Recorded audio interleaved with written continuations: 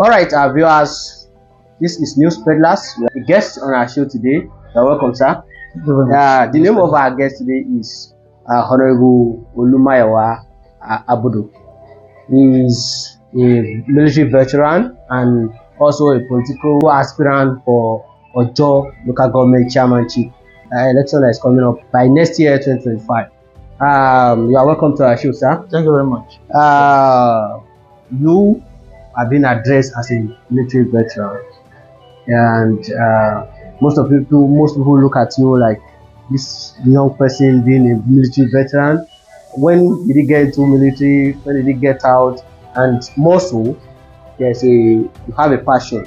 There's a reason why you went into military, right? And I believe there's also a reason why you voluntarily left at the time you left.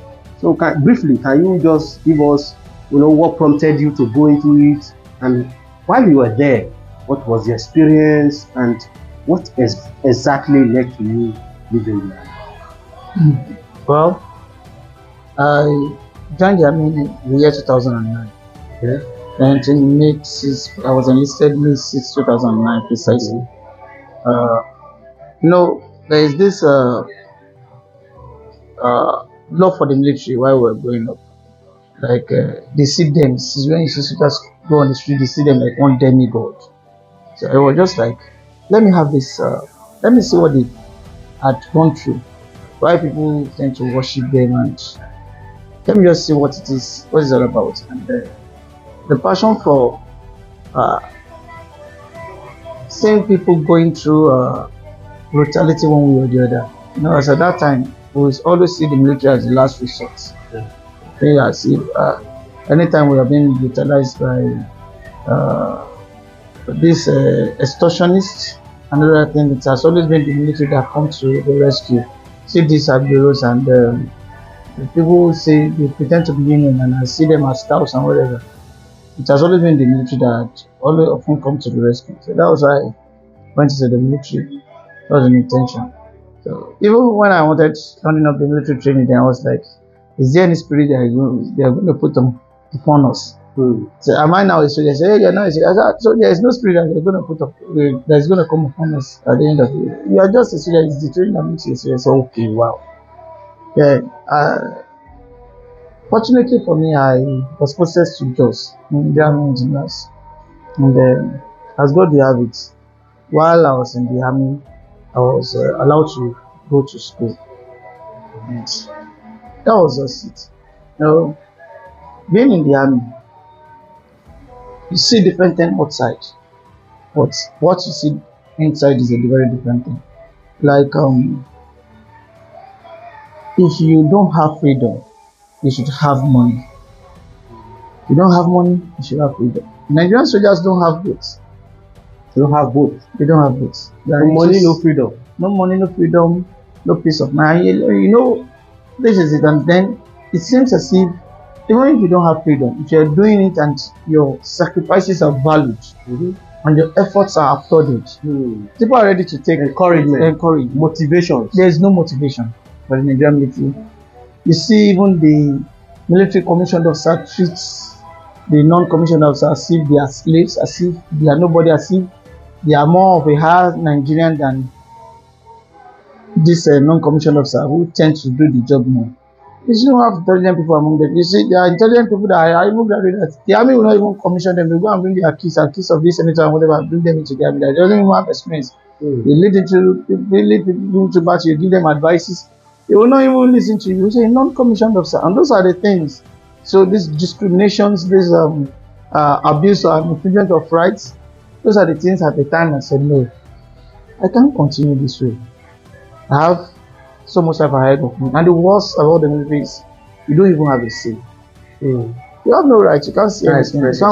How do you express yourself? Even not for human rights that is coming up with you now. The army is one of the worst places you can ever be at a time. Wow. And it's one of the worst places. You see soldiers wake up early in the morning, the trauma. Am I going to come back freely back home? Am I not going to be in the garden? Everything. And it doesn't seem like a job that you want to have passion for. The fear had overtook so many people. Reading by fear. So the other one of those things I had looked through and said, no, this is not the life I want for myself. I wanted a better life. And that's why I decided to be, as a nobody, I decided within me that there's all these abuses. There was a time an officer asked me to bend over, that my back should serve as a table, so that I could sign part one orders. You know how far. I have a staff saying at the time that I removed my rank and threw it away and see you know abuses that you see that when someone is your superior, he sees himself or herself as a demigod. Sorry for cutting you short. We discovered that you went outside the country for some other studies. Can you say can we say this how they treat soldiers over there is the same thing we do it? No. Or are we saying there's a difference because people Nigerians seem to have interest in serving other countries even than No. I stepped out at a time and I discovered at the outside world it's a very different thing. My eye was open to so many things that so this is how it should be. This is how it should look like, not how it's being done here. You know, I want to say the British has done so much damage to us. After they left, they had changed their ways, but we had not changed. We still continue that set of that British divide and rule system and royal whatever. In the school of law, we have this analytical provost school of law. Yeah. So in that school of law, they believe laws are made for inferior beings by the superior beings, and that law has no hold over the superior being. And the Nigerian military doesn't support equal rights to an extent. You don't have such rights. You see when somebody says you have to obey us before. Yes, it's in the military, but to some extent there's level that you get to, you understand that no, you've been abused and emotionally drained. Students are emotionally drained. They are going through serious financial constraints and no one could ever imagine. I'm telling you. So at what point do you decide and made up your mind that you need to do? You know, at a point in life, I was like, when I looked through, I was like, being in the army and continue this way, am I going to stay for the next 35 years? There's so much ahead of me. You know, the abuse of rights and every other thing. Remember, when I'm still in the military, I can't speak up for the voiceless. I can't be a voice to the voiceless. You can't do it.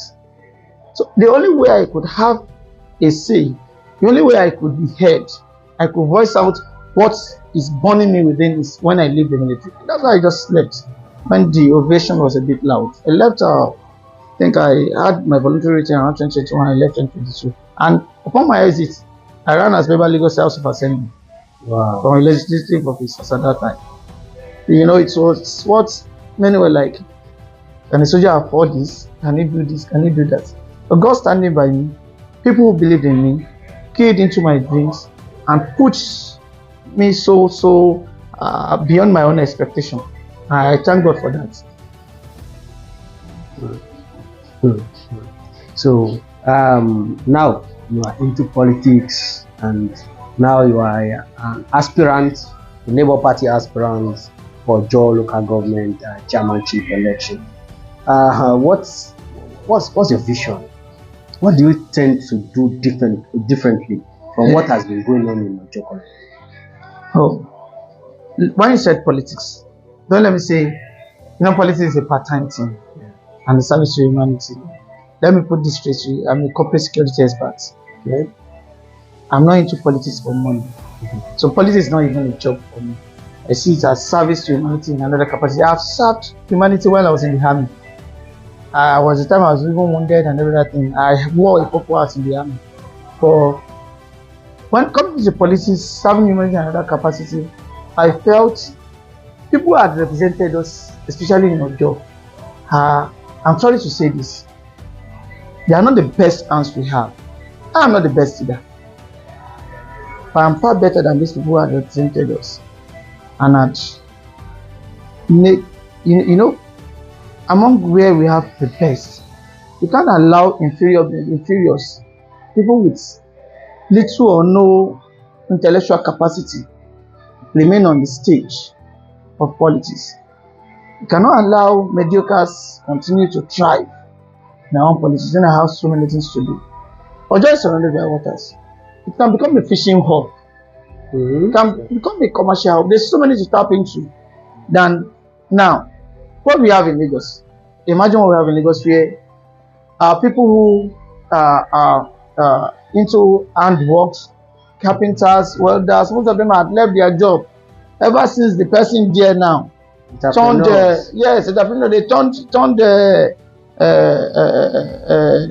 Togri, all these talks and towels, made them union, not a national union of road transport workers. They are the one. So everybody is leaving their job. That okay, since I could just be extorting, it's easy to leave my job and start doing that.